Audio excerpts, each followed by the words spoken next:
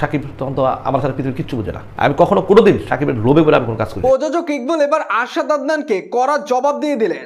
প্রযোজক ইকবাল বলেন সাকিব খান একটা সময় আমাকে ছাড়া কিচ্ছু বুঝতো না, এবং অন্যদিকে আরশাদ আদনান বলতেছে সাকিব খানের সাথে প্রযোজক ইকবালের কখনোই বন্ধুত্ব ছিল না। তো এখন মিথ্যা কথাটা কে বলতেছে? ভাই ব্রাদার, আপনাদের জানা থাকলে অবশ্যই কমেন্ট বক্সে জানিয়ে দেবেন। দেখেন, এখানে প্রযোজক ইকবাল যে কথাগুলো বলেছে সেগুলো দেখে মনে হইতেছে যে তাদের মাঝে বন্ধুত্ব চাইতে অনেক বড় সম্পর্ক ছিল। অথচ অন্যদিকে আরশাদ আদনান ভাই তিনি বলেছিলেন প্রযোজক ইকবাল সাকিব খানের সাথে থাকতো শুধু তার স্বার্থের জন্য। তিনি সুপার ডুপার হিট সিনেমা দিয়েছে, তারপর তাকে ছুঁড়ে ফেলে দিয়েছে। তিনি শুধু তার নিজের ব্যক্তিগত স্বার্থ উদ্ধারের জন্য সাকিব খানের সাথে থাকতো। অন্যদিকে প্রযোজক ইকবাল গতকাল এই ইন্টারভিউর মাঝে তিনি বুঝিয়ে দিয়েছেন যে সাকিব খানের জীবনে প্রযোজক ইকবাল কত বড় একটা বিষয় ছিল তার জন্য।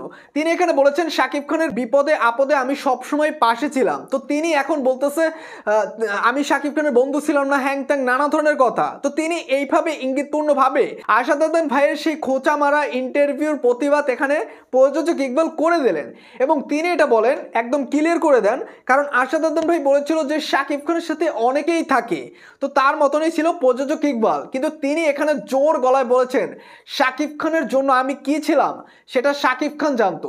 তো এখানে দেখেন, এখানে একজন বলতেছে আমি সাকিব খানের জন্য কি ছিলাম, আর একজন বলতেছে সাকিব খানের কাছে ইকবাল শুধু স্বার্থের জন্য থাকতো। তো এখানে দুই বন্ধুর লড়াই চলতেছে, অথচ সাকিব খান এখন পর্যন্ত চুপ। সাকিব খান কিন্তু এখন পর্যন্ত কাউকে নিয়ে মুখ খোলেননি। অথচ আরশাদ আদনান ভাই তিনি 2 দিন আগে ইন্টারভিউর মাঝে সাকিব খানের হয়ে একটা কাউন্টার মেরে দিলেন প্রযোজক ইকবালকে। কারণ প্রযোজক ইকবাল তো ইন্টারভিউর মাঝে সাকিব খানকে নিয়ে সবসময় খোঁচাখুচি করেন। তো তার প্রতিবাদ সাকিব খান করতে না পারলেও সাকিব খানের হয়েই প্রতিবাদটা করে দিয়েছিলেন আরশাদ আদনান। এখন আবার আরশাদ আদনানকে প্রযোজক ইকবাল তার প্রতিবাদ করে দিলেন। তো ভাই ব্রাদার, আমি বুঝতে পারতেছি না আসলে কে সত্যি কথা বলতেছে।